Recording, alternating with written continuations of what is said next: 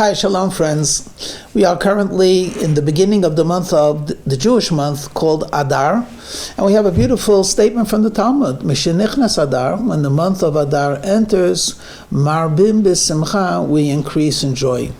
A couple of things come to mind. Number one, it doesn't say how to do it. And when we look at the holidays, there's a very specific way in how to celebrate the day. So in terms of Sukkot, which is the season of our rejoicing, you take the lulav, the etrog, there are different sacrifices that are brought in the temple, you sit outdoors in the outdoor booth, etc.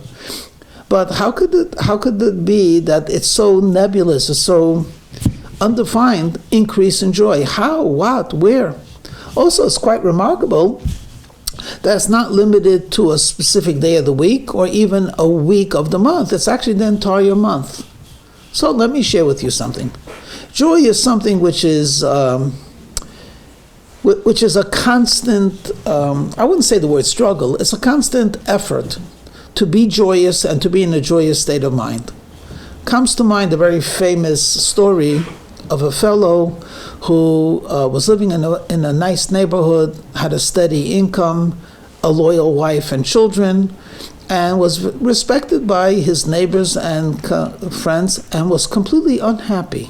So he goes to a famous therapist, and after 2-3 sessions, all of the usual culprits are taken away. He has everything that should be an accruement to happiness. So finally the therapist says, look, let me give you advice. I really don't know what the problem is. I don't know why. You have everything that you need, but just as a friend, let me share with you something. The Barnum and Bailey Circus is in town. They have a clown act. It's remarkable. I mean, there's one clown in particular. They always put him on a sad face, and he gets the entire crowd of thousands of people just to laugh. He's always getting into trouble, getting out of trouble, the way he gets into trouble, the way he gets out of trouble. He's amazing. So look, if you have no reason, if I cannot put a finger on what exactly is bothering you, why don't you just go? I'm sure if you'll see the clown show, you'll smile. And you know what it means? When you smile, you'll break the ice. He says, doctor, it won't work. He said, what do you mean it won't work? How do you know it won't work? You didn't even go. He said, doctor, that's my profession. I am that clown. And it's a profound story, or a joke, if you want to call it like that. But here's a person that makes everyone else laugh, and yet internally this clown was feeling empty, or there was a void within him. And he was looking for joy, looking for happiness, looking for to be in an uplifted mood. He was somehow able to do it for all, but not for himself. God says you should increase in joy. And here's a month in which you should increase in joy. Who are we going to look at? Are we going to look at someone who's a clown? An equivalent of a clown? Oh, so-and-so just did landscaping. Beautiful. And you know what? I think that will make me happy if I do landscaping. The guy says, no, did you hear so-and-so just got a new job? Or whatever. Found a more beautiful woman, or got promoted. And we're looking to these people and we're saying, wow, they look so accomplished and so happy. They're always smiling in the pictures. They must be the person who's truly happy. And then when you find out in their private life, you find out that they're estranged from family. They feel worthless, and literally worthless or empty. So that's not where to look. So let's go back to the question. You shall increase in joy. In what? And the answer, my friends, is in everything. Just for a moment, hold this thought. God forbid a loved one of yours, maybe a spouse, maybe a child, or maybe even yourself, you get a growth.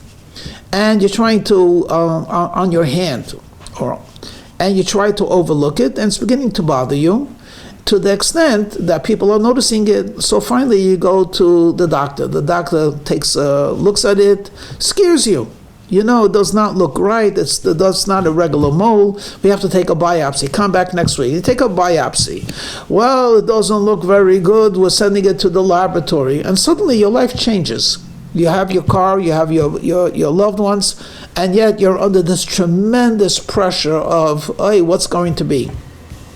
And then you get a phone call from the hospital, and we checked, and you're fine. It's nothing. And then suddenly your life changes, and you're filled with joy, and you go out skipping, and everything is good. What changed? Nothing. Nothing changed. You were healthy before, you're healthy now. The difference is your mind, the pressure, the anxiety, the uncertainty, the worry. All of that changed your life, though nothing physical changed in your life. But now, when you know that you're healthy, you're happy. God is telling us, I give you untold blessings of health and wealth and family and relationships and just about any good thing starting from A, ending at Z. You have it all. Don't look for outside. You don't need a clown to make you happy. You yourself have the capacity to be happy. And that's the whole story of Purim, which we'll talk, God willing, in the future. But the story of Purim is nothing happened. The Jews were under a death sentence, and then that death sentence was taken away, and the joy was indescribable. Not only that, but they all turned and their faces upwards, and they said, Almighty God, thank you. Just thank you. Thank you for life. Thank you for being a Jew. Thank you for everything that I have. So my friends, I talk to myself as I talk to you. Be happy. The entire month is a month where we could appreciate what God has given us. And as we all know, it's very, very enjoyable to hang out with happy people. So hang out with happy people. And I say this with tongue in cheek. If we want to feel God's presence, He likes happy people as well. Make a happy, have a happy household. You will feel the presence of God in your household. Shalom, and be happy.